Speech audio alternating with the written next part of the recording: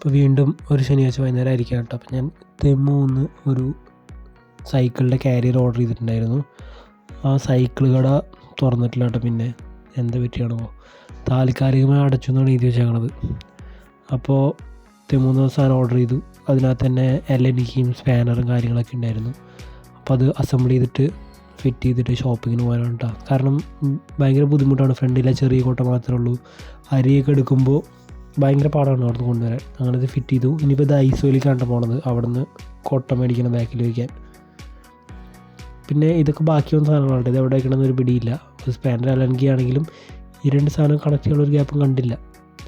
ദൈസോയിലേക്ക് പോവാണ്. ദൈസോയിലെത്തി. അപ്പോൾ ദൈസോയിൽ നിന്നാണ് നമ്മൾ മേടിക്കുന്നുണ്ടാവും.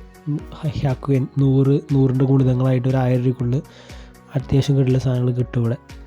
അപ്പോൾ അങ്ങനെ 300 എന്നാണ് ആയത് കേട്ടോ. അതിന് 330 ടാക്സ് അടക്കം. പക്ഷേ ഇതിൻ്റെ അടിയിൽ ഹോൾ ഇടണം, അന്നേരത്ത് കെട്ടാൻ പറ്റുള്ളൂ. കമ്പനിയിൽ നിന്ന് ഡ്രില്ലെടുത്തുകൊണ്ട് വരണതിൻ്റെ. അപ്പോൾ കേബിൾ ടൈം മേടിച്ചു ഇത് വെച്ച് കെട്ടാമെന്നാണ് വിചാരിക്കണത്.